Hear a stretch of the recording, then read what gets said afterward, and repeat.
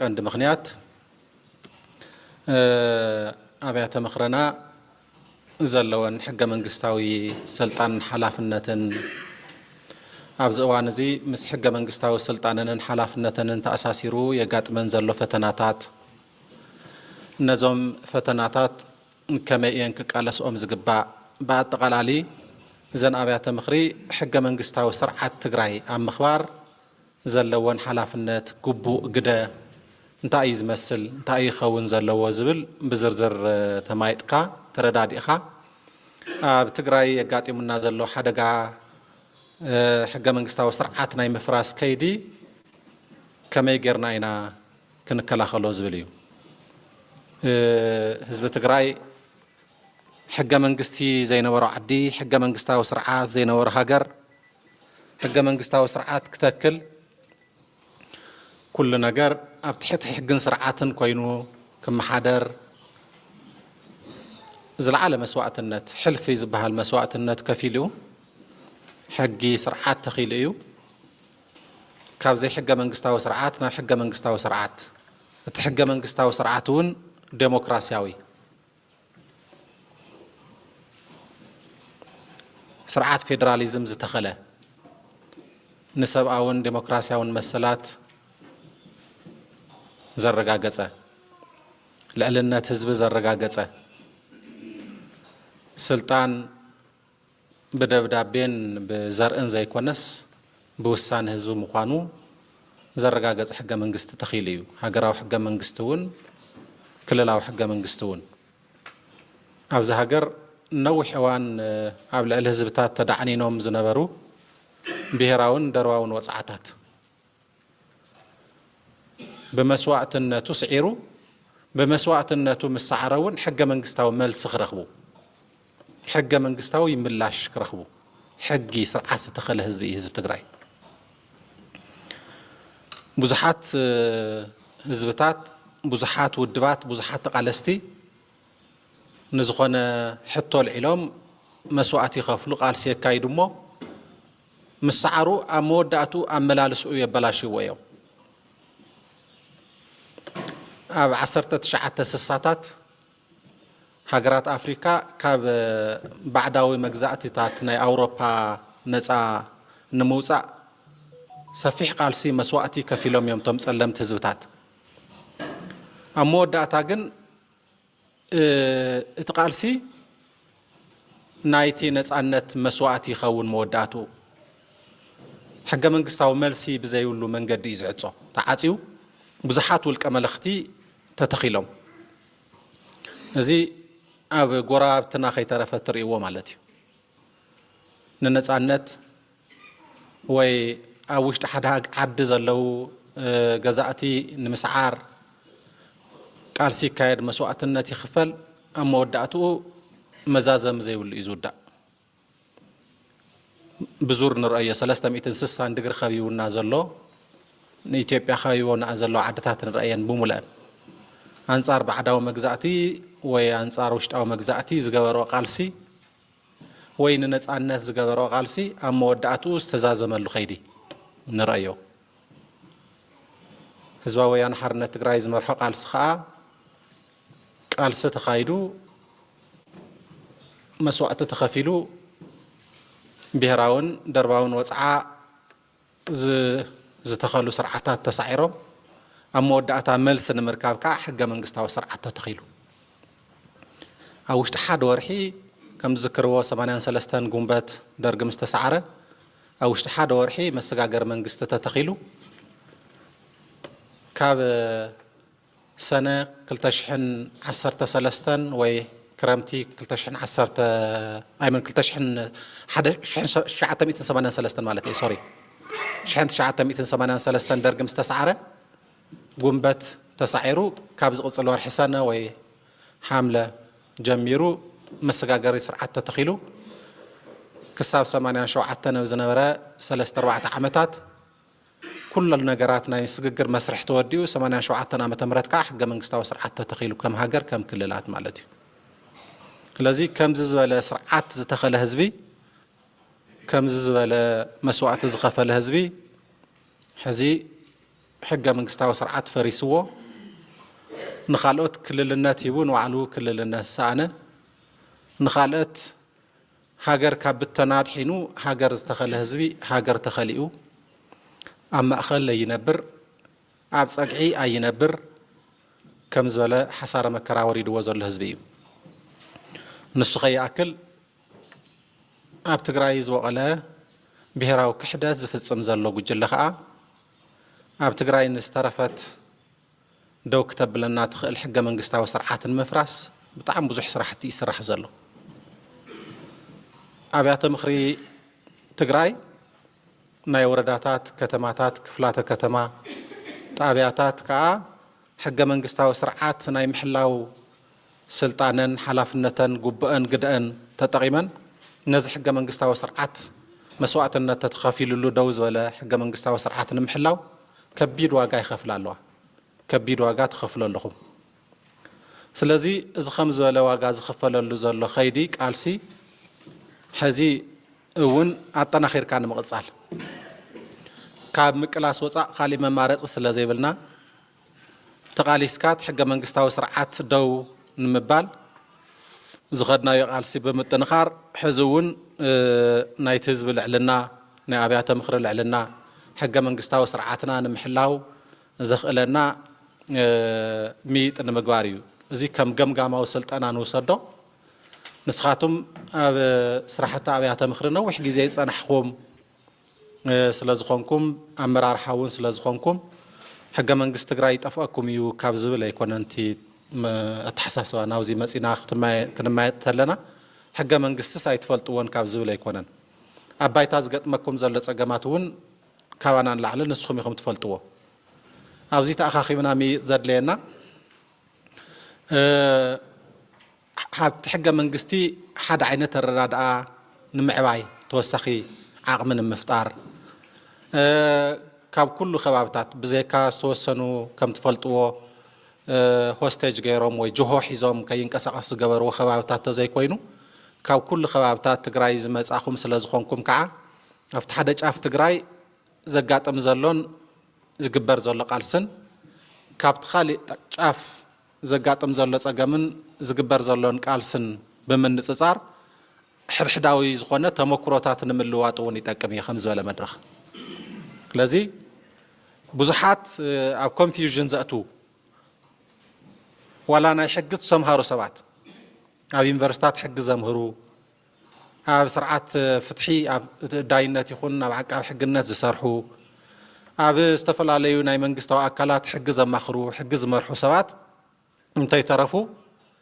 نتحقق منقستي بدفرت أميداتات وصيهم نقددوه مقداد مالت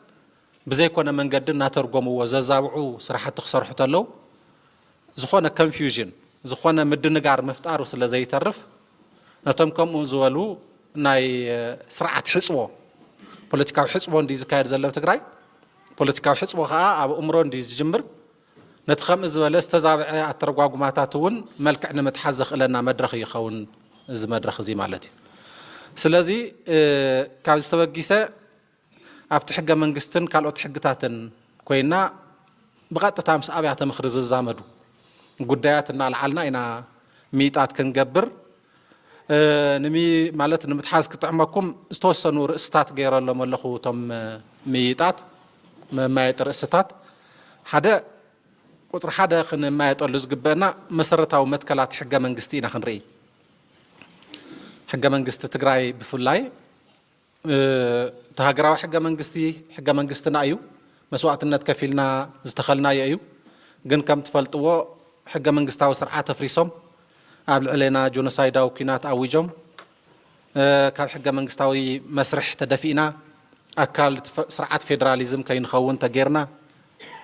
أبجعف بزي أكلنا ون من بارت خلينا بزح سجمات يزلو نتحق من قستاو سرعات كم هاجرنا بوتون من ملاس كعا سمم بريتوريا تفريمو constitutional restorations بهاللو عنكز كم زنا حق من قستاو مسرح من ملاس مالتيو ناون من ملاس جبر زعرتات قال سلو سلام وبوليتيكا وقالسي نسو كم زل خوينجن بقندو أب تجراي زل حق من قستنا مسرتاو متكلاتون تعيهم زبل كنرينا زرزر بيلنا نسخن ما يطولينا كم كال أي من ما يتي عود أدبا دل سلطان من قستي بيراو كلا من قست تجراي عود أدبا دل سلطانن من قست الله بزخلل ويسرعة من قست هاني سيو سلازي سرعة من قستي تمن قست النت عود أدبو أنت عايز مسألة بتجراي تي كففل سلطانو خا كم أيو كم تفلتوا كل لاوي ناي وردان ناي تابع عن زبها له منجستات يوم زلونا زوبا أفتح حاجة منجستي شافوا تنخيو أدلاين تقينو ببيت مغرطة عمينو اللي خطايش يتقميتو بوانا نت حاجة منجستجن سلست درجاتات منجستي يقميتو سلزي أود عدبان دل سلطان كم كالاي رأس خنرينا كم سال صاير رأسي أود عدبان سلطان من محدار ورد عزم الكات كنرينا من محدار وردا أود أدبون كففل سلطانون كما أيو أكلات من قستفت وردا زلون تعيهم زمسول زبل كنرينا كم رابع رأسي نا تخرط نابزلون أفت فوكس يزمت زلخو كم رابع رأسي بزعبا أبيات مخر وردا أبيات مخر وردا زملكت بزرزر كان معيتنا كم حمشاي رأسي زي قصري عبالات بيت مخري زملكت استفلا لي زرباتات أو جيزاو من محدار بزلو سبعة استفلا لي قداس سلازل علو قصري عبالات بيت مخري زي ملقاتو قبعي زي مساسلو زرباتات علو مزيتا أساسيرو كم حمشاي رأسي كن زارب لينا أبزي بفلاي كم تذكروه سلستميتن سلاسان شوعتن زبهال أواج سلستميتن سلاسان شوعتن زبار كلتشحن عصرت خلتن زبهال أود أدبا ورداتات داقم زسرحنا له داقم ودابا ناي ورداتات زقبرنا له ناي كلتشحن عصرت خلتن أواج له كالي سلستميتن سلاسان شومنتن زبهال سلستميتن سلاسان شومنتن زبار كلتشحن عصرت خلتن زبهال من محدار كتماتات داقم زودمنا له أواج له زي مس أواج 230 كلتن زبهال ناي أبيات مخري ورداتات كتماتات أبياتات قصر عبالات انتا يزخون زبل مس الحقة من قستنا زلو ملقاتو قوعيتا أساسيرنا كروينا بزح زرباتات كاب حقوة أزخونو سويلهم زردنا قرو زرباتات سلزلو أبزي كنما يتينا مالتيو كم شار شاي نتوي بزعبا كوميتي فتصام سرح وردا وي كابيني ناي وردا زملكت استوسنو نطفتات اللي قلنا خنزر عربينا كما يشيوم كما نابي صواع انتاي بجتنا محدر كما يزقبر زبل ابزي تارجت كوينو بزحات زي حقاو تقبارا سلازلو تحقا من قستنان حقتاتنا انتا ايوم زبلو زبل كم شار شاي نطف خنزر عربولينا كم شاب عاي نطوي سممع بريتوريا زملكت بفولي مس بيت مخري تأساسيرو مس متياش كيزاو من محدار تأساسيرو أو استقامت تقللتي بروفيجن وي عنكس الله الذي نورداتات بيت مخرن تاي زبل نسو تاي سلازبلين تاي امزولنا زلو زبل نزي سعيبو خا كونفرنس كايدنا نيرنا خم تذكروا غيزاو من محدار نمتياش او استوصح سممع او استوصح زررب تاينا تزرارينا تاينا تردادينا كونفرنس تاي دم ديموت زبل ابزيون كم شاو عينتو خقرويه شامناي قبل العلا بيعت مخر تجراي زنصلالو حدقة زملكت تاي حدقة هزي تاي مزولنا زلو تاي زبهلا زلو زن عبيعت مخري انتاي وسانتات تمثل نجار وي دنبز مثل نجار اوت يوم كسرح يوم زودالي زلو سلازي نابتي ناي مجمريا نطبي ناي ممايت نطب نمتاو كاندي مرأيي زي حقا منقست زي حقا منقست بيهراو كلاو منقست تجراي مسرت غيرنا انا خن مايد حق منقست بيهراو كلاو منقست تግራይ نعنا اي فرسن نعنا حق منقستاوي سرعات زي اي فرسن ጸገም አጋጢሞ ፈተና አጋጢሞ ወሎ ከም ሕገ መንግስቲ ግን ላዕለዋይ ሕጊ ናይ ዝኽልል ኮይኑ ይሰርሕ ዘሎ ነዚ ሕገ መንግስታዊ ስርዓት እዚ ነዚ ሕገ መንግስቲ እዚ እንተለቂቕና ደው መበለ ስለ ዘይብልና ነዚ ሕገ መንግስቲ እዚ መሰረት ጌርና ኢና ንሰርሕ ንኻልኦት ከዓ ብፍላይ ነቲ ብሄራዊ ክሕደት ዝፍፅም ዘሎ ሓይሊ ኣብ ትግራይ ዝወቐለ ከዓ ሕገ መንግስቲ እዚ የለን እዚ ሕገ መንግስቲ እዚ የለን ሕጊ ወይ ናቶም ሕገ መንግስቲ ሕዚ 359 ዝበሃል ኣዋጅ ናይ ፌደራል መንግስቲ ፌደራል ኣብ ሓደ ክልል ሰላምን ጸጥታን ተዛቢዑ ሕገ መንግስታዊ ስርዓት ፈሪሱ ወይ ከቢድ ሰብኣዊ መሰል ጥሕሰታት ተፈጺሙ ኢሉ እንተኣምን ናብ ሓደ ክልል ጣልቃ ዝኣትወሉ መስርሕ እዩ ሕገ መንግስታዊ ስርዓት ፈሪሱ ኣብ ሓደጋ ኣትዩ ኢሉ እንተኣምን ጣልቃ ዝኣትወሉ ስርዓት እዩ ለዚ ንስኦም መሰረት ዝገብሩ ንሓር ብዝርዝር ክመፅአ እየ ለዚ ንሱ መሰረት ጌርና ኢና ኣብዚ ጊዜያዊ ምምሕዳር ጣይሽና እዮም ዝብሉና ንሕና ከዓ ጊዜያዊ ምምሕዳር ዝተጣየሸ ብመሰረት ስምምዕ ፕሪቶሪያ እዩ ብመሰረት ናይ ፌደራል ጣልቃ ምእታው ኣይኮነን ከምቲ 2013 ጣልቃ ዝኣተዎ ንንሙሉ ነጋ ወይ ንኣብርሃም በላይ ዝሾመሉ ስርዓት ከምኡ እዩ ኢሎም እዮም ዝኣምኑ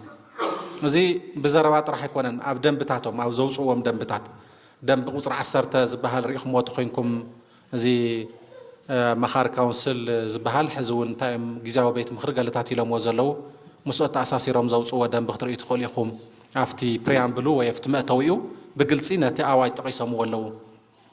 ድሓር ከዓ ኣብያተ ምክሪ ትግራይ ንምፍራስ ብሽም ምምሕያሽ ድዩ ምጥንኻር ዝበሃል ቋንቋ ግን ንምፍራስ ዘውፅዎ ደንቢ ቁፅሪ 21 ዝበሃል ኣሎ ንሱ እውን ኣብቲ ፕሪያምብል ወይ ኣብቲ መእተዊ ተሪኢኹምዎ ብተመሳሳሊ መንገዲ እቲ ኣዋጅ 359 ይኹን 533 ዝበሃል ደንቢ ናይ ፌደራል ናብ ትግራይ ጣልቃ ከም ዝኣተወ ጣልቃ እንተኣቱ ከዓ ቤት ምክሪ ፌደሬሽን ከም ዝኣዘዞ ብግልፂ ዘቐመጦ ደንቢ ንዕኡ ጠቂሶም ከዓ ኣውፅኦም ኣለው ደንቢ ማለት እዩ ስለዚ ነቲ ሕገ መንግስታዊ ስርዓት ንጎኒ ገዲፎም ኩሉ ነገር ፈሪሱ እዩ ርክብናን ስልጣናን ካብ መንግስቲ ፌደራል እዩ ዝፍልፍል ኢሎም እዮም ዝኣምኑ ንሕና ግን ንሱ ኣይኮነን ኢልና ኢና ንኣምን ስለዚ ካብቲ እምነት እሱ ዝብገስ እዩ እዚ ሕገ መንግስቲ እዚ ደው ኢለ ትምይጥ ክነካይዶ ማለት እዩ ስለዚ ቁፅሪ 1 መሰረታዊ መትከላት ሕገ መንግስቲ መሰረታዊ መትከላት ሕገ መንግስቲ እንታይ ማለት እዩ ከምቲ አንተወይ ክገልጾ ዝፈተንኩ ህዝቢ ትግራይ መስዋዕትነት ከፊሉ ብቐንዱ ቶም መሰረታዊ ሕቶታት ኣብ ክልተ እዮም ብዙሕ ሕቶታት ኣለዎ ውሽጦም እውን ብዙሕ ነገር ዝሕዝዮም ግን ደርባውን ብሄራውን ወፅዓ ነይርዎ እዚ ህዝቢ እዚ ስለዚ ነዚ ብመስዋዕትነቱ ስዒሩ ሕገ መንግስታዊ መሰል ሕገ መንግስታዊ መልሲ ምርካብ ስለ ዘድልዮ ሕገ መንግስታዊ ስርዓት ተተኺሉ እዩ ስለዚ እዚ ሕገ መንግስቲ ወይ እዚ ሕገ መንግስታዊ ስርዓት ኣብ ምንታይ እዩ ደው ዝብል እዩ ቶም ዝርዝር ኣብዚ ሕገ መንግስቲ ዘለው ብዙሓት አንቀጻት ኣብ ምንታይ መሰረታዊ ዓንድታት እዮም ደው ዝብሉ ከምዚ ሓደ ገዛ ሓደ ህድሞ ወይ ሓደ ዘመናዊ ሰራርሓ ከምዚ ገዛ ሰሪሕካ ዓንድታት ዘድልዮ ማለት እዩ ዓንድታት ዘድልዮ ዓንዲ እንድሕር ዘይብሉ ህድሞ ክፈርስ እዩ ገዛ ክፈርስ እዩ ኮለን ቢም ተዘይተኣሲሩሉ ይፈርስ ማለት እዩ ዘመናዊ ግዜ ከዓ ስለዚ እዚ ሕገ መንግስቲ ወይ ቶም ሕገ መንግስታዊ ድንጋጌታት ኣብ ምንታይ እዮም ደው ዝብሉ ማለት እዩ ሕገ መንግስታዊ መትከል ነቶም ሕገ መንግስታዊ መትከል ተፈሊጥካ እቲ ሕገ መንግስቲ ብዝርዝር ኢኻ ትፈልጦ ነቶም ሕገ መንግስታዊ መትከላት ተስሒትካዮም ከዓ እቲ ሕገ መንግስቲ ኣይትርድኦን ኣብ ሕጊ ከምኡ እዩ ስለዚ ታዮም ቶም መሰረታዊ መትከላት እዩ ቶም መሰረታዊ ነገር ሕገ መንግስቲ ትግራይ ዋላ ናይቲ ሃገር ከምኡ እዩ ሕገ መንግስቲ ትግራይ 5 መሰረታዊ መትከላት ኣለዎ 5 መሰረታዊ ዓንድታት ኣለዎ ኣብ 5 መሰረታዊ ዓንድታት እዩ ደው ዝብል ሕገ መንግስቲ ሓደ ወሳንነት ህዝቢ እዩ አንቀጽ 8 እዩ ዝጅምር ወሳንነት ህዝቢ ወሳንነት ህዝቢ እንታይ ማለት እዩ ህዝቢ ትግራይ በዓል ዋና ላዕለዋይ ስልጣን መንግስቲ ብሄራዊ ክልል እዩ ህዝቢ ትግራይ በዓል ዋና ፖለቲካዊ ስልጣን በዓል ቤት كم ذكروا كم تي أنتوي بهراون درباون وصعز فترة قال سزبالكم قدمي وان درجي خون قدمي وبزنا ور سرعات قدم درج بفلاي سلطان كاب فطاري انستوسنو بزرعهم استبارخو سبات طرح زوهاب سلازي كاولدو ناولدو ابت حرج نسو تاعت تخوينكا بتحرج نسو اخا ترخو سلازي سلطان ناي حزب زيكونس نايتوم تفليوم زتبارخو سبات نايتوم تفليوم زتبارخو سبات ينيرو قدم درجي قبا قدس استقبؤو بقى املاخ زحاريوم فطار زحاريوم لعل سبوم زخونو نسوم جزاتي كالي تجزائي زقبرت حساسواي لذي اب دخنات دنقرنا دحرز زلو خباب خا ازي بقى تخكل كويني نبر معناتي كافت عليت نسو تزيتوليدكا ابت عليت نسو تزيتواسيبكا نسخه اب زخونه درجه اب زخونه بركي مريحنات ناي منغستي ايناتين الكا تامن ناتاتهم مجلجلي كوينكا خمس تفترك ناتاتهم حارستاي ناتاتهم وتادر ناتاتهم عجابي كوينكا تفتيركا نسخه نساتهم كع املاح قبيوم بستفلي منجدي استفلي فطرتات استفلي رأس زلوهم املاح زعدلهم سبات كوينهم يو سلازي فلفل سلطان كفتاري نستوسور سبات يعني را نزيا درباوي زخنه فلالاي ونت فتريا امونغو غزا انت غزا انت فتريا كيدا خيداون نابيهراو وصعاون تخيديا مخنياتو بفلايو كم اثيوبيا زبله زخونه زرعي بروخ ناي سولومون زرع خم زخونه امصاصا سولومون كو خالي انديو ناوي اتن ناي سولومون امصاصا اثيوبيا وندحر كوينو سولومون اب اثيوبيا زولت تخوينو نا اثيوبيا انت خوينو بتي زصنحنا تግራው አይ ዝኸውን ምክንያቱ ከም ትፈልጥዎ ንጉስ ሰሎሞን ጠቢቡ ሰሎሞን ናይ እስራኤል ንጉስ ከም ዝኾነ ስለዚ ንግስተ ሳባ ናኡ ከም ዝኸደት ንግስተ ሳባ ናይ ኣኽሱም ንግስቲ ከም ዝኾነት ፅንስ ሒዛ ከም ዝመፀት ከም ዝወለደት ኣኽሱማዊ ከም ዝወለደትልና ቀዳማዊ ምኒልክ ዝበሃል ይዝፍለጥ ሓቀ ቀዳማዊ ምኒልክ ኣብ ኣኽሱም ክፈርስ ተሎ ተስርዓት ተሰዲቶም ናብ ሸዋስ ናብ ዝዋይስ ገጾም ከም ዝኸዱ ስለዚ ኢሎም ቀዳማዊ ምኒልክ ጀሚሩ ዝነበረ ስርዓት ንግስና ንሳቶም ራብዓይ ድዩ ምኒልክ ናይ ሸዋ ራብዓይ ምኒልክ ዲ ዳግማይ ምኒልክ ዝበሃል ዮሐንስ ዮም ራብዓይ ዳግማይ ምኒልክ ዝበሃል ሒዞም በቃ አምሓራይ ገይረምዎ ማለት አምሓራይ ገይረምዎ ማለት ንሱ ተተሐሳስባ ከም ተሐሳስባ ድሕሮ ተሐሳስባ እንዲዩ ግን ተሐቅውን ግን ከም ኣይኮነን ነይሩ ብዝኾነ ግን ከም ዝበለ ናይ አምሓራ ኢትዮጵያ ናይ አምሓሩ ናይ ቤተ መንግስቲ ከም ዝኾኑ ዝገብር ስርዓት ሃኒጹ ይኸይድ ማለት እዩ ግን አምሓራውን ናፍቲ ውሽጢ ብሄር ምስኣትኻ ግን ካፍቲ ካሊእ ብሄር ብዝኸፍአ መንገዲ ተወፂዑ ዝነብር ክሳዕ ናሕና ክሳዕ ዝሕዚ ቀረባታት ጫማ ዘይፈልጥ ብጣዕሚ ብዙሕ ምህርቲ ዘፍሪ ግን ከዓ ንነገስታት ንንጉሳት ንመሳፍንቲ ዝግዛእ እዩ ኣብ ውሽጢ ተኣቲኻ እውን ግን ማለት እዩ ብዝኾነ ከይዱ ብሄራዊ ወፅዓውን ዝፈጥር ማለት እዩ ስለዚ እዚ መልሲ ሕገ መንግስታዊ መልሲ ክረክብ ስለ ዝነበሮ ከምቲ ሓንቲ ወይ ዝበልኩኹም ኣብቲ ሕገ መንግስቲ ቀዳማይ መትከል ናይቲ ሕገ መንግስቲ ቁፅሪ ሓደ መትከል ኮይና ኣብ ዓንቀጽ 8 ወሳንነት ህዝቢ በዓል ዋና ስልጣን እዩ ናብ ትግራይ ትንመጽእ ተለና ከዓ ህዝቢ ትግራይ ኣብቲ ናይ ኢትዮጵያ ሕገ መንግስቲ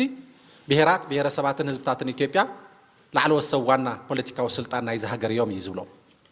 ሕዝቢ ብዛዕባ ትግራይ ስለ ነዋግዕ ዘለና ግን ህዝቢ ትግራይ ማለት ኩሎም ብሄራት ትግራይ ኩናማ ኢሮብ ትግራዋይ እዚኦም ሰዋና ላዕለዋይ ፖለቲካዊ ስልጣን ናይ ዝኽልል እዮም ልዕልነት ናይዚ ህዝቢ እዚ ዝግለጽ ከዓ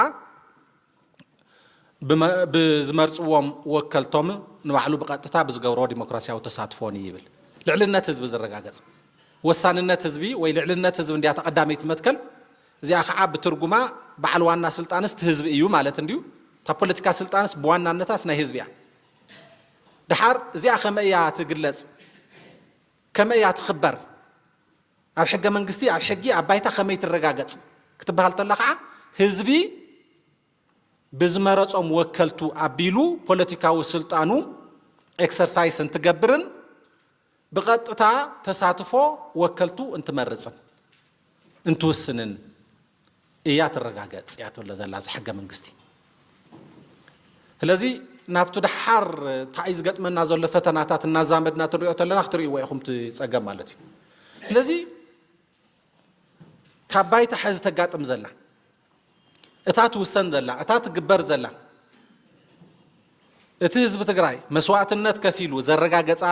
ሓንቲ መትከል ልዕልነት ህዝቢ ወሳንነት ህዝቢ እትበሃል መሰረታዊ መትከል ታይ ሓደጋ ዝገጥማ ዘሎ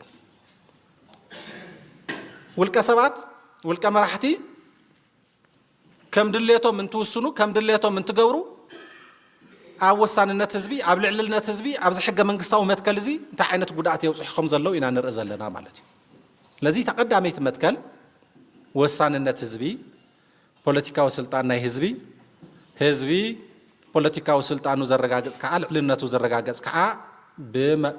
بزوكلهم بزمرتهم توكلتون بقطتا بزغورو تساتفون بزوكلهم انت بهالتلو نسخاتهم ابيت مخراتيهم كاب كل الجميرو كاب كل البيت مخرج جميرو دحركم وصيه تاي غطيمون تاي مالتي يزبل كاب كل البيت مخرج جميرو ببدرجو سلستيو اكلات او وردا بطابيا بزلو ابيات مخربيلو اب حقه منغستي استقمطو سلطانات نايتن ابيات مخري ام محبراوي ايكونومياوي بوليتيكاوي حقاوي مساسلو غدايات نايت حزبي ناتمايطه بحق مسرت ناوسنه حقታት እናውጽአ እንቱዕል ልዕልነት ህዝቢ ወሳንነት ህዝቢ ተረጋጊጹ ይባሃል እዚ በውክልና ናይ ውክልና ዲሞክራሲ ይባሃል ናይ ቀጥታ ዲሞክራሲ ዝባሃል ካሎ ናይ ቀጥታ ዲሞክራሲ ማለት እቲ ህዝቢ ወከልቱ ወጽዩ እንትመርጽ ማለት እዩ ንሕና ኣብ ኢትዮጵያ ወይ ኣብ ትግራይ ዝተተኸለ ሕገ መንግስታዊ ስርዓት እቲ ዲሞክራሲ ናይ ውክልና ዲሞክራሲ ዝባሃል ስርዓት እዩ تبيت مخري أبايتا انتهي له تتوهيلو جن كلتيوم تحزوا الكوا قطتان وكلنا نزبهال دايركت اند اندايركت ديموكراسي زبهال اللي بتقراي دايركت ديموكراسي وي قطتا ديموكراسي مالت حزبي نوكلتو انتمرص مالتي حزبي نوكلتو يزمرص بيت مخري يزطايش حزبي بيت مخري يزطايش بيت مخرم سطايشه لعلواي وكلنا بوليتيكاو سلطان حزب خوين يغلغل وكلنا يزبلكم بعل بيت بوليتيكا وسلطان حزبي ذا بعل بيتነት አይተላዓልን كل ጊዜ ሕገ መንግስታዊ ስርዓት በትግራይ ክሳብ ዘሎ بعل بيتነት ናይ ፖለቲካ ስልጣን ናይ ህዝብያ ጊዜ ኣብ ዝኾነ እዋን አይተላዓልን ህዝብ ግን ታይ ይገብር ንሓሙሽተ ዓመት ብኮንትራት ውክልና ይህብ ቤት ምኽሪ ተወከልቲ ንብል ዘለና ነዚ እዩ ተወካሊ ማለት نتا بعل بيتነት ናይ ፖለቲካ ስልጣን እቲ ቤት ምኽሪ ብውክልና ንሓሙሽተ ዓመት ይቅበላ ማለት እዩ ድሓር ክመጽየ ሓሙሽተ ዓመት ተሓሊፉኸ ከም ዝገጋጢሙና ዘሎ ኩነታት እንትልኸ ታይ ማለት እዩ ዳ ዝብል ሕቶታት ብዙሕ ዘረባታት ስለ ዘለዎ ክመጽኦ እየ ስለዚህ ታ ቤት ምኽሪ ብውክልና ስልጣን ናይ ህዝቢ ስልጣን ኤክሰርሳይዝ ትግበረላ ናብ ተግባር እትልወጠላ መንገዲ እያ ማለት እዩ እዚኣ وكلنا تقطتا تابيت مخر متياشيا حزي نريو زلنا حزبس بقطتا فصمت اكلات كم زمرص مسيل يقرب له معناته ابي اب من تحق يركب ام تحق منغست يركب اب تግራይ ዘሎ ቀጥታን ናይ ውክልና ዲሞክራሲ ዳይሬክት ኤንድ ኢንዳይሬክት ዲሞክራሲ ማለት ቀጥታ ማለት ተወከልቲ መምራጽ ተወከልቲ ማለት ከዓ ቤት ምኽሪ ጣይሽካ ናይ ስርዓት ዳይነት ይኹን ናይ ፈጻሚ አካላት ምሻም ትቤት ምኽሪ ነቲ ህዝቢ ወኪሉ እዩ ፈጸምቲ አካላት ይሸይም ፈጸምቲ አካላት ዘጣይሽ ዘሎ ከም ስርዓት ዳይነት ምስ ተጣይሸ ሕገ መንግስቲ نايت سرعة داينت أمرارحان دايانون أبيات مخري زشيو ما زلوا تن أبيات مخري زشيو ما زلوا بوكل النايو كوزوز مسرح يلن كوزوز زبها الحق يلن بحق منقستنا يلن حزي بفلاي أو استفلالي أو دوب مبراق أما غلون الله أو مبراق كبابتا حدا تريوه حدا مسلينا كاب حدا ختما يخيد مو حدا ختما زخون سواتي اكومو كنتي واخو مرصو حلاف بيت مزጋጃ مرصو اما حدار مرصو كابيني مرصو يبل نتي تستاكوون وكيل حزب يكونن وكيل حزب اسقول حزب اكيو تزخون همز بحال قطتا زبحال اسرار حكو يلن بسر تن ابيات مخري حزبي بسرعه زمرصن ابيات مخري انت سرح بوكلنا زسرحو انبر كم زبحال كايدا يلن مالتي لذي حزب بيت مخري يطايش بيت مخري عفصمت اكلات يطايش اي سرعت زلو نزي ناي وكلنا ديمقراسي زبحال مالتي كالأيت مسرتاوي تمتكل لعلنا حق منقستي لعلنا حق منقستي لعلنا حق منقست مالت حق منقستي بهراو كلا منقست تግራይ لعلواي حقي اذا بهراو كلل እዩ لعلواي حقي اب حقي هيراركي اوف لوس ወይ ናይ حقታት قدم صعب ዝባሃል ኣሎ አሰራርዓ حقታት بقدم صعب ካብ ላዕሊ ንታሕቲ ኣብ ሓደ ዓዲ انت دردرو تلو تزلعل زبال حقي حق منقستي مغنياتو حق منقست العلواي حق زخون بقطتانا حزب تساتفو سلا زوصيو بيت مخري يكونن حق منقست زوص بيت مخري نوعلونا حق منقست وصيتيو مجمري حق منقستي زي حق منقست زي بوكلنا حزبي بستفل علينا حزب تساتفو معابيلو ما مودع تامسكونا حزب تردادي له تسمامع له بزي يزم حدر مسبله امودعتا بيت مخري نز كله مسرت غيرو تقبلو اصديقو اندورس غيرو يزخيد دحار اذا حق منقست زي زخونه عينت ممحياش زخونه عينت لوط انتدليو قطتا تساتفونا حزبي كسا وردا كسا طابيا استفلالي تساتفو يزدليو ناي هاجر حق منقست يكون ناي كللات تساتفو يدليو ناي كلل حق منقست خا ناي ورداتا تساتفو يدليو مالت لذا حق منقست زي نقول غزا خوينو ناي حقታት حق خوين يغلغل انا لعلواي حقيه يبلت حق منقست بعلو مالت بقى انا لعلواي حقيه لعلنا حق منقست مالت حق منقست لعل كلهم حقታት يو يتو مسرتاوي ነገር زخونه حقي لماداو السرارحه وسانه نزي حق منقست زي زصاب انت خوينو تفصامنت ايهلوا يبلت حق منقستي انقص تشعته يزوق زلو سلازي زخونه لعل كله حق زي سلا زخونه يبل زي سلا زخونه عينت حقي كابزو نزي سعيو زوص حق مالتي اواج يكون دنب يكون ممرح يكون دبداب يكون سيركولار يكون ناي قال وسان يكون ناي اخيبا وسان يكون لمادا وسرارح يكون زخونه عينت ነገር نزي حق منقست زي زصاب انت خوينو تفصامنت ايهلوا مسرتاو متكل يزيكا افت حق منقست استقمطه قتيلو حق منقست ناي مخبار كخبر ناي مغبارن نعو تجزا ناي مخانن غبو كلهم اكلات اللهم اب تግራይ ዘሎ حق منقستي اب تግራይ ዝነብር ውልቀሰብ ኮነ اب تግራይ ዘሎ ፖለቲካዊ ይኹን ዘይ ፖለቲካዊ ውዳበ ናይ ሕጊ ናይ ጸጥታ አካላት አመራርሓ ማሕበራት ዝኾነ አካል ነዚ ሕገ መንግስቲ ናይ ምኽባር ክኽበር ናይ ምግባር ንዑ ተገዛእ ናይ ምዃን ግቡእ ኣለዎ ይብል ስለዚ ይትረፍ ኣብያተ ምኽሪ ዝኾነ ስብስብ ዝኾነ አካል ዝሕገ መንግስቲ እዚ እንትተሓስተሎ ደው ክብል ግቡእ ኣለዎ መሰለ ይኮንኩን ዝብል ዘሎ ግቡእ እዚኣ ማይ ተሓልፋን ክብል ማለት እዩ ምክንያቱ ኣነ ግቡእ ይክዋፅ ኣለኒ ሕገ መንግስቲ እናተጣሓሰስ ኦይለተርየ ተሓታቲ እየ ክብል ማለት እዩ ይትረፍ ኣብያተ ምኽሪ ናይ ህዝቢ ውክልና ዝሓዛ ማለት እዩ ስለዚ ክኽበር ናይ ምግባር ንዑ ተገዛእ ናይ ምዃን ግቡእ እዩ እዚ ኣብዚ መትከል እዚ ብጣዕሚ ጠቃሚ ዝኾነ ካሊእ ሓሳብ ስልጣን ብህዝባዊ መረፃ ጥራሕ ይርከብ በቃ ካብ ህዝባዊ ውክልና ወፃእ ስልጣን ዝበሃል የለን እዩ ዝብል ረእይዋ ሕዚ ታፍታ ቀዳመይት መትከል ዝበልክዋ በዓል ዋና ስልጣን ህዝቢ እዩ ብውክልና ንቤት ምኽሪ ይወሃብ ኢለ ኣለኹ ሕገ መንግስቲ ከምኡ እዩ ዝብል ዘሎ ኣነ ኣይኮንኩን ስለዚ ቀፂሉ እንታይ ከመይ ገይሩ የጠናኽሮ ኣሎ ስልጣን ብህዝባዊ መረፃ ጥራሕ እዩ ዝርከብ ካብዚ ወፃእ ስልጣን ኣለኒ ይበሃለን እዩ ዝብል ዘሎ ካብዚ ፍሉይ ብዝኾነ መንገዲ ዘጋጠመና ኩነታት ናይ ሕገ መንግስቲ ምፍራስ ኣብ ትግራይ ዘጋጠመ ዝተፈጠረ ግዝያዊ ምሕዳር ገለታት ዝምልከት ድሓር ክመፀ እየ እቲ መሰረታዊ መትከል እዚ እዩ ሕዚ ኣብ ትግራይ ሰባት ናይ ፖለቲካዊ ውዳበታት ዘይፖለቲካዊ ውዳበታት ናይ ንግዲ ናይ ሃይማኖት ውልቀ ሰባት ኣብ ሓደ ኣዳራሽ ኣትዮም ንሕና ኣብ ትግራይ ላዕለወት ናይ ፖለቲካ ስልጣን ዘለና ቤት ምኽሪ ኢና ይብሉና ኣለዉ ናብኡ በፂሓላ ትግራይ ሕዚ እቲ ሕገ መንግስቲ ከዓ እንታይ ይብል ኣሎ ፖለቲካዊ ስልጣን ዝተሓዝ ፖለቲካዊ ስልጣን ትቕበሎ ብህዝቢ እዩ ተወኪልካ ኢኻ ትቕበሎ በዓል ዋንኡ ህዝቢ እዩ ብኮንትራት እዩ ንዓኻ እዚኣ ክንዳይ ኮይንካ ኣብ ቤት ምኽሪ ኣቲኻ ነዚኣ ኤክሰርሳይዝ ግበረለ ኢሉ ዝህበካ ይብል ኣሎ እቲ ሕገ መንግስቲ ማለት እቲ ዝግበር ዘሎ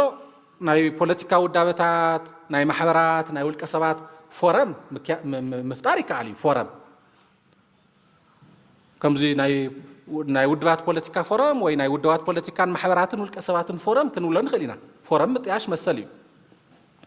ኣብ ውሽጢ ዝተጣየሹሉ ዓላማ ኮይኖም ናይ ህዝቢ ጉባኣት ናይ ህዝቢ መሰላት ናይ ህዝቢ ስልጣናት ተይነኽኡ ኣብ ሓደ ኣዳራሽ ዝደለይዎ ዓይነት ዘረባታት እናተዛረቡ ክውዕሉ ይኽእሉ እዮም እዚ ፎረም እዩ ቤት ምኽሪ ማለት ግን ናይ ህዝቢ ውክልና ብሕገ መንግስቲ ዝወሃበሉ ፖለቲካዊ ስልጣን ኤክሰርሳይዝ ዝግበረሉ ገዛ ማለት እዩ ቤት ምኽሪ ምዃን ግን ባዕልኻ ይከኣልን ኣነ ቤት ምኽሪ እየ ሰይበሃልን ውዳበ ምጥያሽ ይከኣል እዩ እቲ ውዳበ ግን ናይ ባዕሉ ውዳበ ዕላማ ዘለዎ ውዳበ ከም ፖለቲካ ውዳበ እዩ እምበር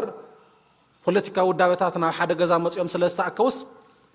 ናይ ህዝቢ ስልጣን መንጢሎም ሕገ መንግስቲ ክቐዶ ይኽእሉን ከም ዝበሃል ለካይዳ የለን ስለዚ ከም ዝበለ የጋጥመና ኣሎ ትግራይ ብተግባር ማለት ኣነ ተምሃራይ ናይ ሕጊ ኮይነ ኣቀዘረባ ዞም መትከላት እዚኣቶም ክመሃሮም ተለኹ ኣብ ባይታ ምስ ዘሎ ነገር እናገናዘብካ ስለ ዘይትሪኦም ስኢልካ ከም ቲዮሪ ኢኻ ትርድኦም ሕዚ ተመሊሰ ነቲ ሕገ መንግስቲ ተንብቦ ተለኹ ግን ኣብ ባይታ ምስ ዘሎ ኩነታት ትሪኦ ተለኻ ሂወት ኣለዎ በቃ ዝገርም ነገር እዩ በቃ ስልጣንስ ካብ መረፃ ወፃኢ ይወሃብን ማለት ኢልካ ከምቲ ዓንተ ወይ ትንትነልኩም ዝፈተንኩ ኣብ ደርጊ ግዜ ስልጣን ከምዚ ነይሩ ግዛዕምዛ ኣብ ሃይ ስላሴ ከምዚ ነይሩ ፍቶም ዘመናዊ መሳፍንቲ ግዛዕምዛ እናበልካ ምስ ዝሓለፈ ክተዛምዶ ትኽእል እቲ ዓብይ ሰብ ከዓ ሂወት ብዘለዎ መንገዲ ክርዶ ይኽእል ኣብቲ ስርዓት እዩ ዝነበረ ንሕና ግን ማለት ንፈልጦ ኣብ ባይታ ዘሎ ዛዕበየና እቲ ናይቲ ውድብ ኣሰራርሓ እቲ ናይቲ ሕገ መንግስቲ ኣሰራርሓ ስለ ዝኾነ ከምኡ ስለዘይ ኣብ ባይታ ዛሚድካ ይትሪኦን ሕዚ ኮይና ክንሪኦ ተለና ግን ለካ ሰባት ተኣኪቦምስ ንሕና ኢና ሓለፍትካ ክብልዎ ይኽእሉ እዮም ንህዝቢ ንሕና ኢና ኣዘዝትካ ለካ ክብልዎ ይኽእሉ እዮም ስለዚ ከምዚ ዝበለ ነገር እዩ እቲ ሕገ መንግስቲ ኣቐሚጡ ዘሎ ሳልሳይ መሰረታዊ መትከል ምኽባር ሰብኣውን ዲሞክራስያውን መሰላት እዩ ምኽባር ሰብኣውን ዲሞክራስያውን መሰላት እዩ እቶም ብዝርዝር ኣብቲ ሕገ መንግስቲ ተቐሚጦም ዘለው ናይ ሰብኣውን ዲሞክራስያውን መሰላት ሰብኣዊ መሰላት ማለት ሰብ ብሰብነቱ ብተፈጥሮ ሰብ ምዃኑ ጥራሕ ዝረኽቦም ሰብ ብምዃንካ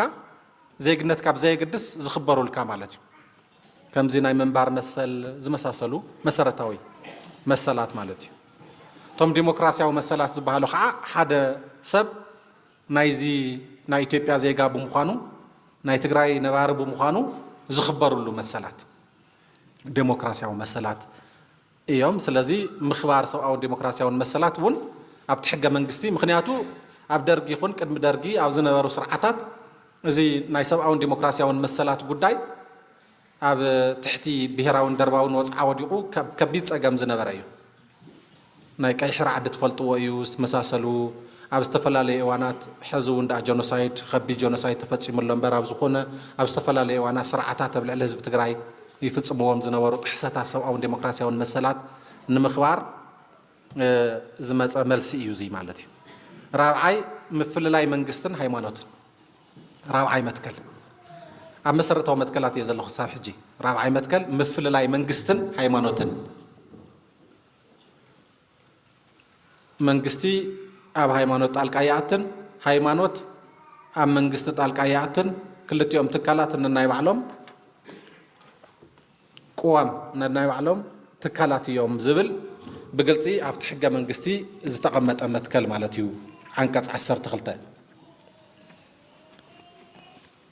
عسرت حدا مالته إيه عنكت عسرت حدا نايت حقا منقستي مثل لاي منقستنا هايمانوتني بالمو حدا منقستنا هايمانوتن استفل على يوم كلته منقستاو هايمانوت أيهلون سلسته منقستي أب قداي هايمانوت إداياتون هايمانوتون أب قداي منقستي إداياتون إذي قداي زي هايمانوتن منقستن نتحواوسو مو ناي بيهراون درباون وصع مسارحتات كوينم يغلغلو سلازنوريوم كم تفلطو بفلاي قدم درغي حدا هايمانوت يمنقستاو هايمانوت سلازي توم قالوت هايمانوتات منقستاو هايمانوتات يكونن تا هايمانوت اب منقستاو غدات يدأتي يوسنيو ت منقستون ያው حدا ሰብ እዩ ዝተቀበ እዩ ካብ እግዚአብሔር ስልጣን ተረኺቡ ወሎ ቀጥታ ምትእሳር ዘለዎ እዩ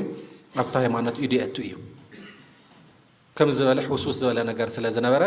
እዚ ተጠቂምካ ከዓ ኣብ ካልኦት ሃይማኖታት ዝግበር ወፅዓ ስለ ዝነበረ ነዚ ግልጽ ዝኾነ መልሲ እዩ ሓደ ሕዚ ትሰምዕዎም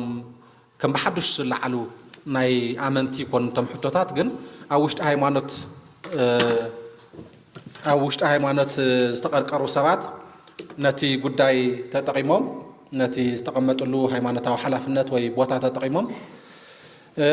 ንሕወሓት ክቅርቅርዎ ክፍትኑ ንርኢና ሓዚ ክቅርቅርዎስ ክፍትኑ ማለት ሕወሓትስ ንሃይማኖት ዝምልከት መልሲ ዘይሃበ ዘምስል ኣብ ኣደባባይ ብግልፂ ማለት እዩ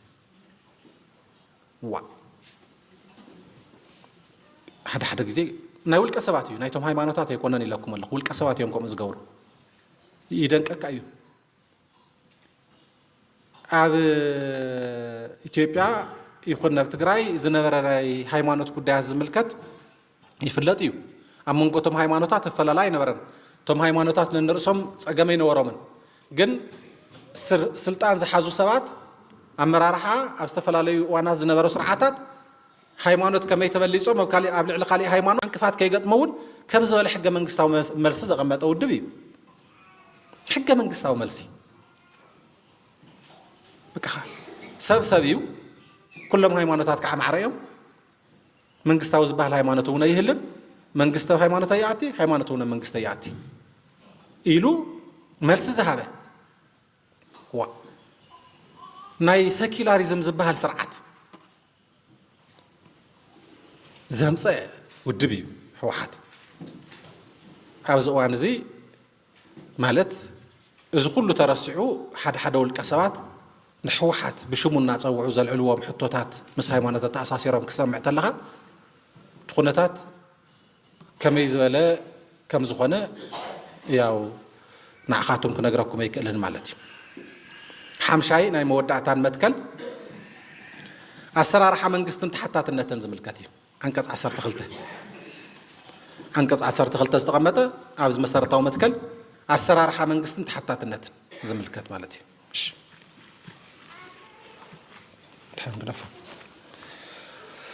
ኣሰራርሓ መንግስትን ተሓታትነትን ዝምልከት እዩ እዚታይ ማለት እዩ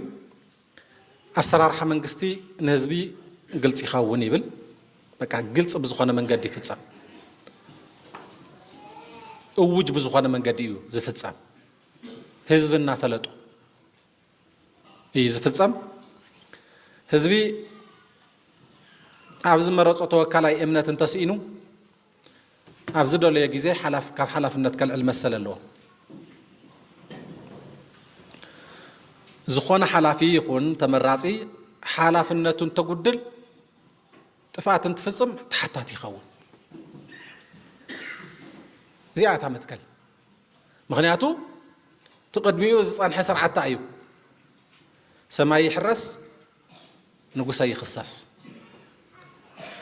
ازيا سماي يحرس نقصي يخصص كعا مسارحي مبدلي مفصمي بهراون درباون وصعا خوينا تقلقل نيرا سلاز ملسخ تركب نيروا حق منقسطاو ملسخ تركب نيروا حق منقسطاو ملس نمركاب كعا اسرارحا منقستن حزب قلص يخون اب منقسطاو حلافنت استقمط زخونه سب كعا انت طفء تحتات يخون سلازي سماي زي كحراس يخليو زي حتات نقص جن يلان يو تجمر نقص يلان تمرعص يو توكل يو انت قصل كعا انت طفء تحتات يو زبل ملسي زبل ملسي اب حق منقسط تقميطو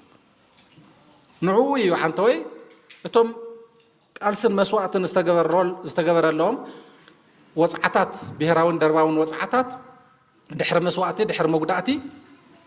اب حق منقستي ملسي بزركب منقد يوم تقميطهم تعويتنا موي اخلنا سلطان هاونا نابز بلا يكونن تقالس تزازيمو 17 عمت مسواعت زخفلو ياتاتنا حواتنا اموداتا تقداي تقوصيو خيترف كمتي افريكا زغاطمه بزحات ناي افريكا هاغرات زغاطمه تقوصيو خيترف حق منقستاو ملس خركمو دحري 33 عمت 83 درك تسعيرو حزي دحر 34 عمت كو نتي مرسي ناكو حزنا نما زلنا الشعو خمس ولا مرسታት ተዘይቅመጥ ትሕቶ ቅጽል ይነሩ ቡኢና ንቅጽል ነርና ኣብ መንገዲ ጸገመ የጋጥሞን ዘሎ ማለት አይኮንኩን ፈተናታት የጋጥመሎ መስዋዕትነታት የጋጥመናሎ ጸገማት የጋጥመናሎ ግን ነቱ መልሲ ክነخبር ነቲ በመስዋዕት ዝተረኸበ መልሲ ንخبር ኢና ንሕና ንቃለስ ዘለና ሓድሽ ሕቶ ይኮንና ንልዕል ዘለና ሓድሽ መልሲ ይኮንና ንልስ ዘለና ከምዚ እዩ እቲ መሰረታዊ መትከላት ተቐሚጡ ዘሎ ካላይ መማየጥ ርእሲ ዝገበርክዎ ኣወዳድባን ድልድል ስልጣንን መንግስቲ ብሄራዊ ክልላዊ መንግስቲ ትግራይ ዝምልከት ኣብ ትግራይ ኣወዳድባ መንግስቲ ወይ ኣወዳድባ መሓውር መንግስትን ትስልጣን ከመይ ተደላዲሉ ዝብል እዩ ኣወዳድባ ወይ ናይቲ መንግስቲ ብብርክታት ኢና ንሪኦ ببركتات إنا نريو بركتات كلهم محدار زملكت عنكس 45 بقلص تقميط له طيبل إذا بهراو كلل بخلل بورداتاتن بطابعاتاتن استودب أيو يبل حق منقستي عنكس 45 تقراي بمحاور منقستي بوداد با منقستي عب سلسته بركتات كلل وردان طابعان ስለዚህ ሓደ ናይ ክልል ማእኸል ብዙሓት ወረዳታት ብዙሓት ጣብያታት ይህልዋ ይብል ካውን ታይዳ እዩ ትኻሊእ ክትብሉ ትኽእሉ ኢኹም ታይዳ እዩ እዚ ካብ ወረዳ ወፃእ ዝኾነ ወዳድባታት ንሪኦ ዘለና ዘዋስ ካሊእስ ክትብሉ ትኽእሉ ኢኹም እንታይ ይብል ሕገ መንግስቲ ኣድላይ እንተኾይኑ ቤት ምኽሪ እዚ ብሄራዊ ክልል ካልኦት ብርክታት ምምሕዳር ክውድብን سلطانمون تغبارومن كوسنن يخال يبل حق منقستي بفيدرال درجه زول حق منقستي 4 بركتات يفلط فيدرال كلل وردا طابيا يسفلط ناب كلل مسمصانا ياو فيدرال علينا مالت علينا ولا يكون استعكب السلطان زلو ايو لعلواي تحتوا يكون زبحال بفيدراليزم سرعات مؤخل سلطان زلوون ናይ ባዕልኻ ስልጣን ዘለዎን እንዲዩ ንሓን በወዳድባ ማእኸላይ ስልጣን ዘለዎ ናይ ሃገር ፌደራል መንግስቲ ላዕለዋይ ስልጣን ነወሎ ብክልል ብርክ ከዓሎ ስለዚ ኣብ ክልል ምስ መጻና ክልል ወረዳን ጣብያን እዩ ናይ ዞባ ወይ ምምሕዳር ከተማታት ክፍለ ከተማታት ክትርእዩ ከለኹም ታይዳ እዩ እንተይልና ግን ንሱ ኣብቲ ሕገ መንግስቲ አንቀጽ 45 ምስተቐመጠ ቤት ምኽሪ ብሄራዊ ክልላዊ መንግስቲ ትግራይ ብዝተዋሃቦ ስልጣን أدلاي يلون تأمينو تبيت مخري أمونغو خللن وردان وي معرة مسا نزو ورداتا زخون بزوا درجة بختما درجة بخفل ختما درجة من محدارات كودبن سلطانو من تقبارو من كاقمتني خالي يلو نسوس لزخونا خا ቤት ምክሪ ብሔራዊ ክልላዊ መንግስቲ ትግራይ ዞባታት ወዲቡ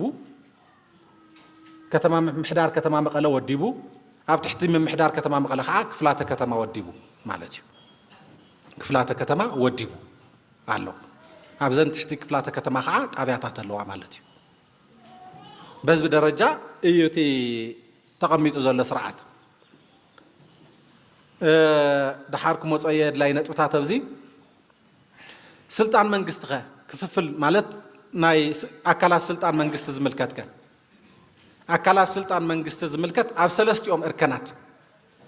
ኣብ ሰለስቲኦም ደረጃታት ማለት እዩ ኣብ ክልል ኣብ ወረዳ ይኹን ኣብ ጣብያ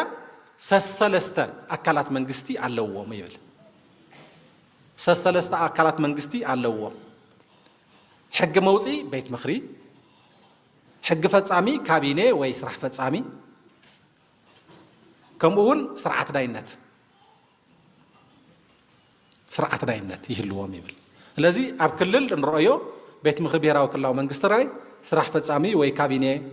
ኮሚቴ ስራሕ ፈጻሚ ዝበሃል ወይ ካቢኔ ቤት ምክሪ ስራሕ ፈጻሚ ዝበሃል ማለት እዩ ካቢኔ ከምኡውን ላዕለዋይ ቤት ፍርዲ ኣለው ማለት እዩ ስርዓት ዳይነት ናብ ወረዳ ተኸይድና እውን ቤት ምክሪ ወረዳ ኣሎ ካቢኔ ናይቲ ወረዳ ኣሎ ስርዓት ዳይነት ናይቲ ወረዳ ኣሎ ናብ ጣብያ ተኸይድና እውን ቤት ምክሪ ናይቲ ጣብያ ኣሎ ስራሕ ፈጻሚ ወይ ኮሚቴ ስራሕ ፈጻሚ ዝበሃል እዚ ካቢኔ ናይቲ ወረዳ ኣሎ ቤት ምክሪ ካቢኔን ማሕበራዊ ቤት ፍርድን ኣሎ ማለት እዩ ስለዚ እቲ ሕገ መንግስቲ ስርዓት ብዘለዎ መንገዲ ኣብ ሰለስቲኦም ብርክታት ሰለስተ ኣካላት መንግስቲ የቐሚጡ ሰለስተ ኣካላት መንግስቲ ኣቐሚጡ እዩ ስርዓት ተኺሉ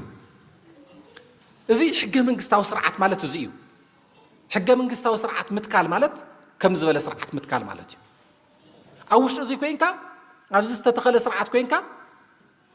ኢኻ ትሰርሕ ኣብዚ ክትውስኸሉ ክተቕንሶ ክተማሓሾ በብእዋኑ ዝምጥን ናይ ህዝቢ ሕቶታት ናይ ህዝቢ ማሕበራዊ ኢኮኖሚያዊ ልዕልነት ሕጊ ፖለቲካዊ ዝመሳሰሉ ጉዳያት ናይቲ ዓዲ መሰረት እናገበርካ ነቲ እዋን ዝምጥን ትገብሮ ልዕሊ 200 ዓመት ከባብታት ዝፀንሐ ናይ ዝሰልጠኑ ዓድታት ሕገ መንግስታት ናይ ኣሜሪካ ብዙሕ ግዜ ተማሒሽሎ ኣብ ምንታይ ኮይኖም ኣብ ውሽጢ ዝተተኸለ ስርዓት ኮይኖም ናፀረካ ከም ብሓድሽ ናሰርሕኻ ናፀረካ ከም ብሓድሽ ናሰርሕኻ ዘይኮነስ ነቲ ስርዓት ሒዝካ ትቕፅል ዝጎድሎ ተለልዮ ጥንካሮታቱ ተለልዮ ነቲ ጥንካሮታት ናስፋሕኻ ነቲ ጉድለታት እናመሓይሽካ መልሲ ዘይረኸቡ ሕቶታት እንተሃልዮም እናመለስካ ንኣብነት ኣብ ሕገ መንግስትና እኮ ምምሕያሻት ኣለዎ ኣብዚ ባዕሉ እቲ ሕገ መንግስቲ ማለት እዩ ክልተ ግዜ ተመሓይሽሎ ሰለስተ ግዜ ዝኸውን መምሕያሻት ተገይሮምሉ ኣለዎ እቲ ሕገ መንግስቲ እናሰራሕኻ በቲ ሕገ መንግስቲ ትኸድሞ መልሲ ዘይብሎም ሕገ መንግስታዊ መልሲ ዘድልዮም ጉዳያት ይሉኻ እሞ ትምልሶም ማለት እዩ ወይ ቀዲምካ ኣቕሚጥካዮ ዝነበርካ መልሲ ነቲ ዘለኻዮ እዋን ዘይምጥን ይኸውን እሞ ተመሓይሾ ንኣብነት ሓደ ምምሕያሽ ክነግረኩም ኣብ ዝኾነ እዋን ኣመሓዳሪ ይኹን ምክትል ኣመሓዳሪ ናይ ክልል ይኹን ናይ ወረዳ ናይ ጣብያ ኣባላት ቤት ምክሪ ይኾኑ ዝብል ነይሩ ኣብ ሕገ መንግስቲ ድሓር እታ ቤት ምክሪ ታንፈልጣ ቤት ምክሪ እያ 150 ወይ 200 ሰባት ዘለዋ ቤት ምክሪ እያ ኣብዛ ቤት ምክሪ እዚኣ ነቲ ክልል ወይ ነቲ ወረዳ ወይ ነታ ጣብያ ዝመርሕ ጽቡቕ ዝበሃል ሰብ ካብኡ ዝበልእ ሰብ ደገ ክህሊ ይኽእል ኣብ ደገ ክህሊ ይኽእል ግን ሕገ መንግስቲ ኣብ ቦንቦሮ ይኹን ምክትሉ ኣባላት ቤት ምክሪ እዮም ኢላ ዓፅያታ ስለዚ ዝሐሹ ሰባት ተናእሲ ካብ ደገ ምክትላት ጌርካ ንምምፃእ ይፅግም ስለ ዘለዎ ዓቕሚ ንምርካብ ምክትል ግድን ካብ ውሽጢ ቤት ምክሪ ጥራሕ ከይኸውን ዘግብር ምምሓሽ የድልየና ተባሂሉ ተመሓሹ ማለት እዩ ተመሓሹ ሕገ መንግስቲ ስለዚ ይብል ኣብ ወንበር ወይ ኣመሓዳሪ ርእሰ ኣመሓዳሪ ይኹን ወረዳ ኣመሓዳሪ ይኹን ጣብያ ኣመሓዳሪ ግድን ካብ ቤት ምክሪ ምክትል ተኮይኑ ግን ግድን ኣይኮነን ኢሉ ተመሓይሹ ማለት እዩ ስለዚ ኣብ ብዙሓት ወረዳታት ከተማታት ኣብ ክልልና እውን ከም ትፈልጥዎ ቅድሚ መረፃ ናይ ዶክተር ደብረፅዮን ክትርእዩ ትኽእሉ ምክትል ኮይኑ ይሽየም ሰብ ምክትል እዩ ግን ዋና ብዘይብሉ ምክትል ሓላፍነት ሒዙ ስለ ዝሰርሕ ናይ ዋና ማዕረግ ሒዙ ወይ ናይ ዋና ሓላፍነት እናፈጸመ ምክትል ኮይኑ ይሰርሕ ማለት እዩ ስለዚህ ኣብ ወረዳታት ኣብ ከተማታት እውን ከም ዝበለ ስርዓት ኣሎ ሕዚ ዝረብ ዘረባታት ነዚ ሕገ መንግስቲ ማእከል ዘይገበረ ዝረቡ ዘረባታት ምዚ ክተነጻጽርዎ ትኽእሉ ኢኹም ማለት እዩ ስለዚህ እቲ ዋና ነገር ግን ነቲ ሕገ መንግስቲ ሒዝካ ምስራሕ እዩ እቲ ዋና ነገር ሰለስቲኦም ኣካላት መንግስቲ ግን በብቦትኦም ተቐሚጦም ኣለዉ ተፀዋዕነቶም ናይዞም ኣካላት እዚኣቶም እውን ግልጽ ኮይኑ ኣሎ ናይዞም ሰለስቲኦም ኣካላት መንግስቲ ንኣብነት ቤት ምኽሪ ተፀዋዕነቱ ንመን እዩ ንዝመረጾ ህዝቢ ተወዲኣ በቃ ኣብቲ ሕገ መንግስቲ ተወዲኣ እያ ሕዚ ወፂኡ ዘሎ ደንቢ ክትርእይዎ ኢኹም ክነጋገረሉ ኢና ድሓረ ናብ ሓደ ውልቀ ሰብ ተፀዋዕ ዝገብር ደንቢ ወፂኡ ኣሎ ነቲ ሕገ መንግስቲ ጥሒሱ ማለት እዩ ግን ጽቡቕነቱ እቲ ሕገ መንግስቲ ከዓ ከምዚ ተጋጥም መልሲ ኣለዎ ምሳይ ዝፃብኡ ኩሎም ዓይነት ውሳነታት ኩሎም ዓይነት ሕግታት ቮይድ ኣብ ኢኒሾ ካብ መጀመርትኦም ጀሚሮም ከም ዘይወፁ ይሕሰቡ ይብሎም እቲ ሕገ መንግስቲ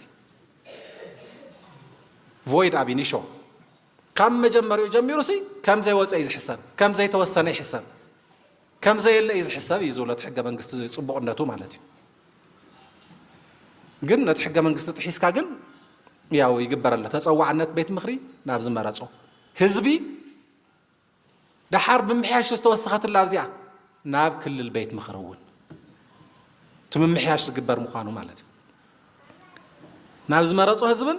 ናብ ክልል ቤት ምኽርን ናብ ክልል ቤት ምኽሪ እንታይ እዩ ዝገብሮ ናብ ህዝቢ ተፀዋዕነት እንታይ እዩ ዝገብሮ ዝብል ብሕጊ ክውሰን ማለት እዩ ሕዚ ንኣብነት ናይ ክልል ቤት ምኽሪ ብዛዕባ ሓደ ናይ ወረዳ ቤት ምኽሪ ተወካሊ ኢድ የብሉን ስልጣን የብሉን ብዛዕባ እቲ ተወካሊ መን እዩ ስልጣን ዘለዎ እቲ ዝመረፆ ህዝቢ ይብል እቲ ሕገ መንግስቲ ከም ትካል እዩ ከም ትካል ዘለዎም ርክብ እዩ ዘቕምጥ ዘሎ እቲ ሕገ መንግስቲ ከመሓይሽ ዘሎ ማለት እዩ ከም ትካል ግን ምስ ክልል ቤት ምኽሪ የለን መን በዓል ዋና ተሪፉ ናይዚ ኣብያተ ምኽሪ እዚ ህዝቢ ጥራሕ ተሪፉ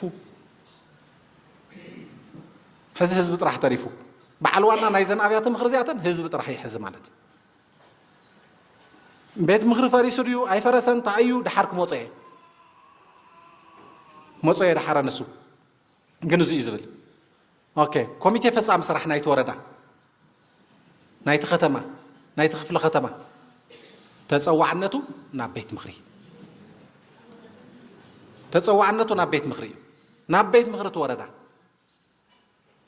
ኣቦ ወንበር ወይ ኣመሓዳሪ ተፀዋዕነቱ ብቐጥታ ፖለቲካዊ ተፀዋዕነቱ ናብ ቤት ምኽሪ ወረዳ እዩ ናይ ስራሕ ተፀዋዕነት ሓላፍነት ርክብ ምስ ናይ ክልል ፕሬዚደንት እውን ኣለዎ ይብል እዚ ብሕጊ ክውሰን እዩ እዩ ዝብል ኣብ መምሓሽ እዩ ተቐሚጡ ዘሎ እዚ እውን ብሕጊ ክውሰን እዩ ይብል ማለት እዩ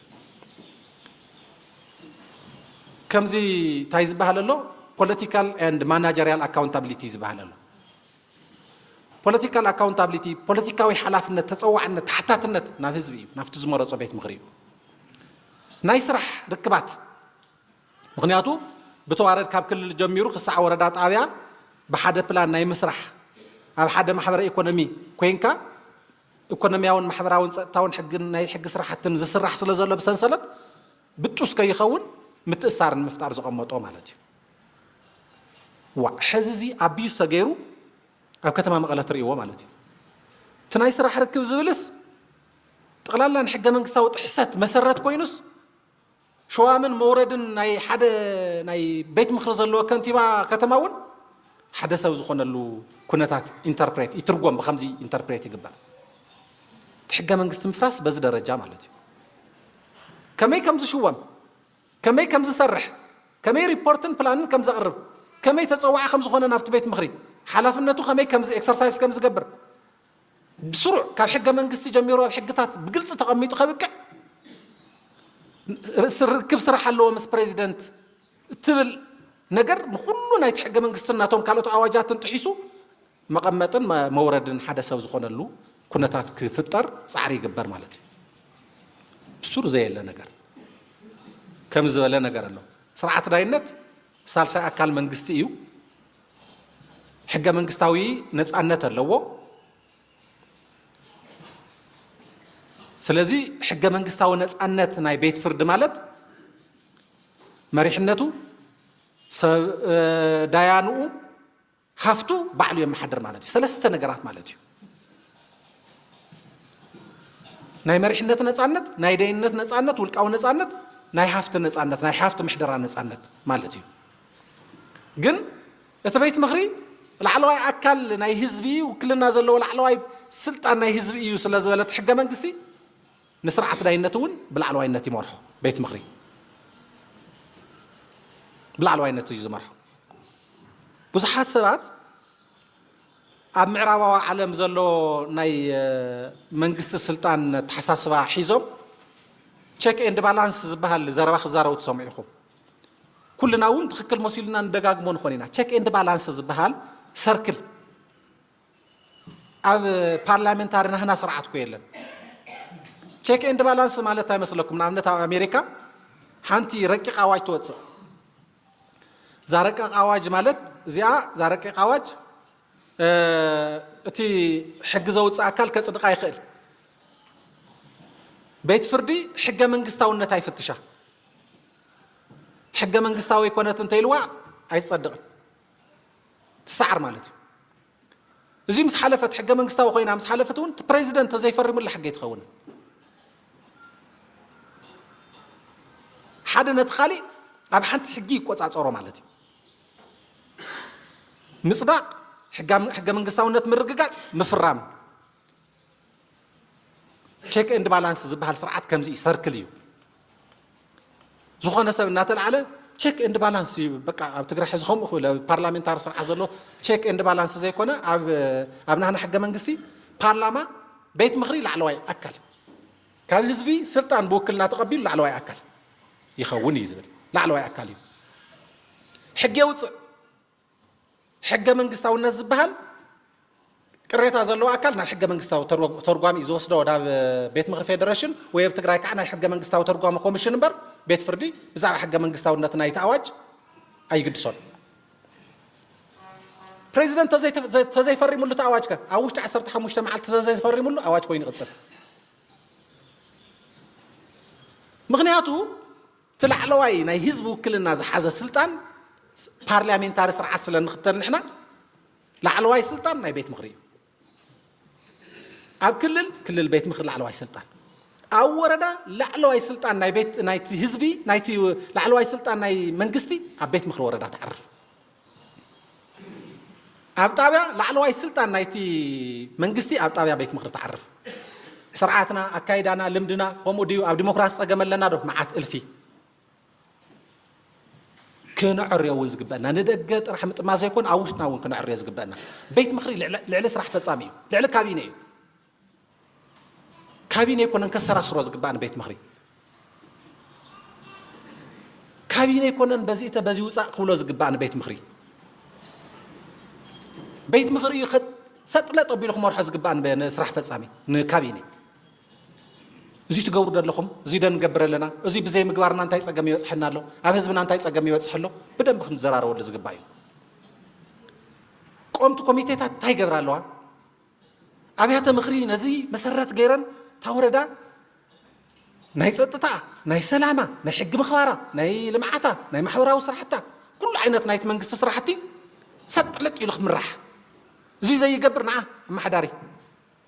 ናይ ቤት ጽሕፈት ቤት ትምህርት ኣምፀልና ናይ ቤት ጽሕፈት ጥዕና ናይ ቤት ጽሕፈት ሕርሻ ኣምፃዮ እንደልየና መጠንቀቕታ ይምናካ ኣለና زين كسع زي أتى زي فتح خيا أيتمرحنا وزورنا يفلدو بيت مخري نفلدو صبو زي أنا بلا لنا تقينا زي أتى سرعة متكال مالتن بار زي زي نقبر لنا تقينا جن سرعة نفرس لنا مالتن أنا قربكم حزي كل تعينت كالس دقات يمنا زلو كل تعينت كالس دقات يمنا له تحنت قالسي وشتي حوحات كوينو ببوليتيكا وحمق بصقعتنيا بسواس صقم فطيرولنا كيدون بهراو كحدات فطيمولنا ትግራይ ናብ ፀገም ዘእቱ ዘሎ ሓይል ኣሎ እዚ ከም ደጋው ቃልሲ ጌርና ንወሰዶ ዋላ ውሽጢ ትግራይ ይኹን ግን ከም ደጋው ቃልሲ ጌርና ንወሰዶ ኣብ ውሽጥና ከዓ ምስ ፅግዕተኛ ሓይል እዚ ዘይተሰለፈ ግን ካብታ ፅግዕተኛ ምብሳሕ ዘይወፃና ኣብ ግዕዚና ኣብ ከባቢያውነት ኣብ ድሕረት ኣብ ዓቕሚ ምንኣስ ኣብ ስነ ምግባር ምንኣስ ኣብ ዝተፈላለዩ ሕመቃት ኮይና ኣብ ሓላፍነት ተቐሚጥና ህዝብና ነሳቕ መሪሕነት እውን ኣለና ማለት እዩ ስለዚ እዚ ፀላኢ ኮይኑ ናይ ደገ ሓይሊ ኮይኑ ትቃለሶ ኣይኮነን ኣብ ውሽጢ ኮይንካ ሕጋዊ መስራሓት ተጠቒምካ ኣብያተ ምክሪ ሲኹን ካልእ መሳርሒ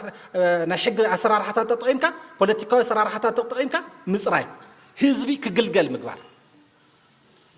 ዋላ ሃፍተ ይሃልወና ዋላ ዓቕበ ይሃልወና በታ ዝርከባ ናይ ሕውየትን ዳግም ህንፀትን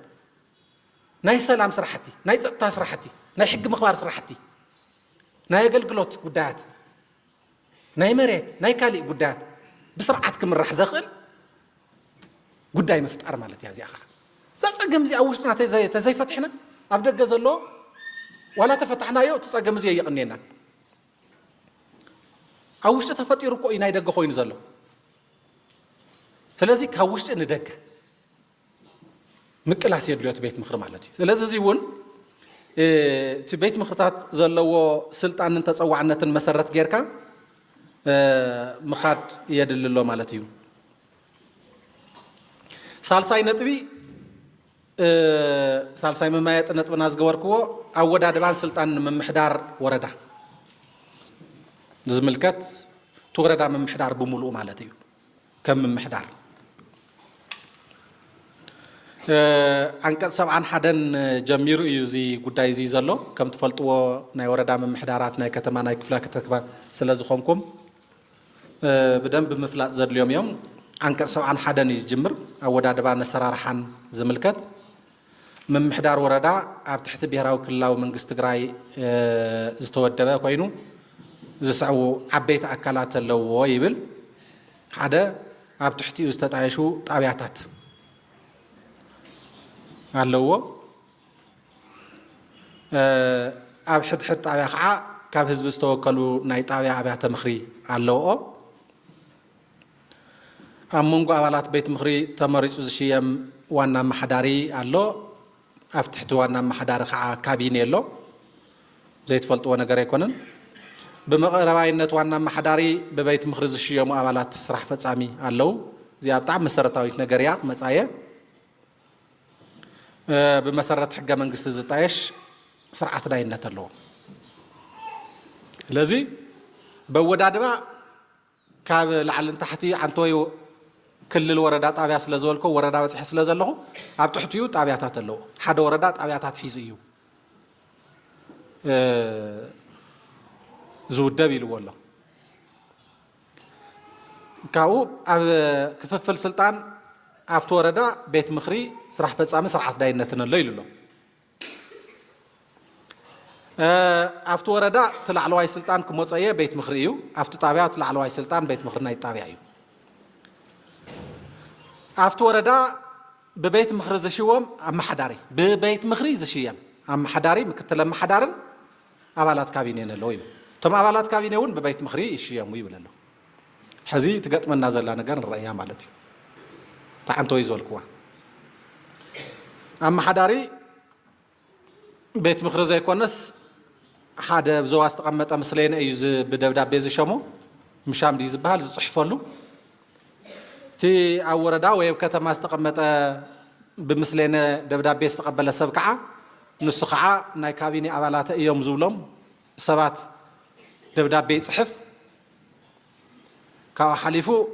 نابت أبياتاتون دبدب بيز صحف أما حضرتي له مالتي